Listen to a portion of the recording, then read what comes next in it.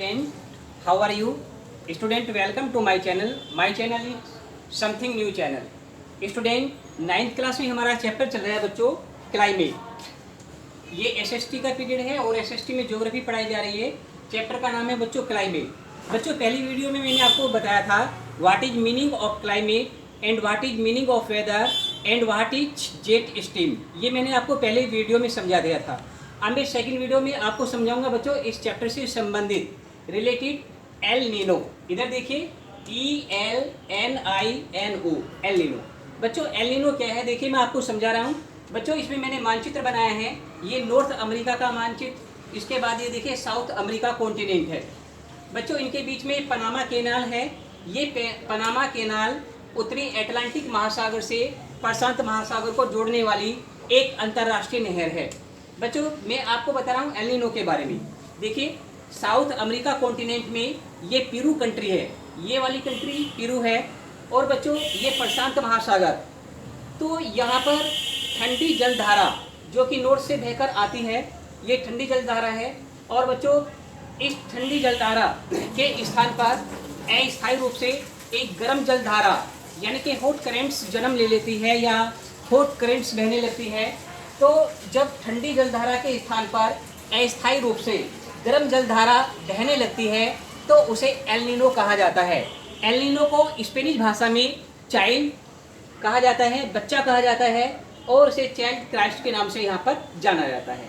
ये El Nino के बारे में मैंने आपको बताया है। इसके बाद बच्चों आता है क्लाउड ब्लास्ट, मानसून या बादलों का फटना।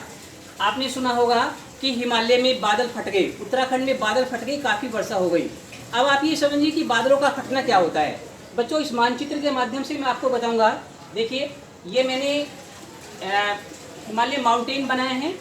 हिमालय माउंटेन के बीच में देखिए ये यहाँ पर मानसूनी पवनें जा रही हैं और इन मानसूनी पवनों में आर्द्रता है, ह्यूमिडिटी है, नीचे इसमें जल वाष्प के रूप में है। और जब ये बादलों के बीच में यहाँ पर चला जाता है, बादल हिमालयों के बीच में चला जाता है, तो बच्चों ये जब ऊपर उठने का प्रयास करते हैं तो जैसे उठने का प्रयास करते हैं तो यहाँ पर कोल्ड एयर है, ठंडी वायु, और ठंडी वायु के जैसे टच में आते हैं तो एकदम जोरदार यहाँ पर बारिश होती है और इसे गड़गड़ाहट के साथ यहाँ पर बारिश होती है, जिसे बादलों का फटना कहा जाता है।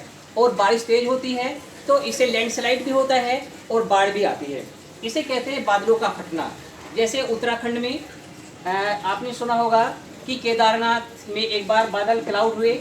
ये बादल यहाँ पर बादल फटे थे, यानी कि यहाँ पर क्लाउड ब्लास्ट हुआ था, तो काफ़ी उससे हानि हुई। अब देखिए मैं आपको बताऊंगा बच्चों, ये भारत के मानचित्र में समझाया गया है कि मानसूनी पवनों के द्वारा किस प्रकार से वर्षा होती है। ये देखिए ये भारत का मानचित्र है बच्चों। यहाँ पर ये अरेबियन सी यानी कि अरब सागर और यहाँ पर बे ऑफ बंगाल को दिखाया गया है, बंगाल की खाड़ी को। अब देखिए अरब सागर से बच्चों मानसून इस तरह से जा रहे हैं। ये इन्हें कहते हैं बच्चों एडवेंसिंग मानसून, यानी कि मानसून का आगमन।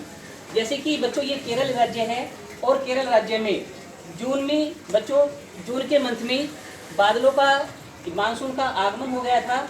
और देखिए इस तरह से जाते हुए दिखाया गया है यहाँ पर। तो केरल में यहाँ पर काफ़ी वर्षा हुई और इसके बाद धीरे धीरे जैसे मानसून आया तो धीरे धीरे ये मानसून उत्तर की तरफ आ रहा है। अब देखिए ये है बे ऑफ बंगाल। तो बे ऑफ बंगाल से आने वाले मानसून आप देखेंगे इस तरह से मानसूनी पवनें चल रही हैं और ये दिखाया गया है कि किस तरह मानसूनी पवनें जा रही हैं। तो बच्चों जब ये मानसूनी पवनें भारत के इस ईस्टर्न पोर्ट्स में आती हैं तो यहाँ पर काफ़ी वर्षा करती हैं। और बच्चों ये दिखाया गया है मेघालय राज्य, मेघालय राज्य के चेरापूंजी में सबसे ज़्यादा वर्षा होती है। अब बच्चों बात आती है कि चेरापूंजी में क्यों ज़्यादा वर्षा होती है। तो देखिए बे ऑफ बंगाल, बंगाल की खाड़ी से उठने वाले मानसून जब मेघालय राज्य में पहुँचते हैं तो यहाँ पर गारी, खासो और जयंती 3 पहाड़ियाँ हैं। उन पहाड़ियों के बीच में जैसे मानसून चला जाता है तो जैसे ऊपर उठने का प्रयास करते हैं वे जोरदार वर्षा करते हैं और वहीं पर काफ़ी जल गिरा देते हैं। इसलिए चेरापूंजी में ज़्यादा वर्षा होती है। चेरापूंजी में भारत की नहीं विश्व की सबसे ज़्यादा वर्षा होती है जो हमारे देश के मेघालय राज्य में है। बच्चों मानसून जैसे जैसे धीरे धीरे ऊपर आता है तो हिमालय पर्वत के सहारे सहारे ये अब देखेंगे नॉर्थ की तरफ तो बढ़ रहा है, लेकिन धीरे धीरे जल की मात्रा कम हो रही है।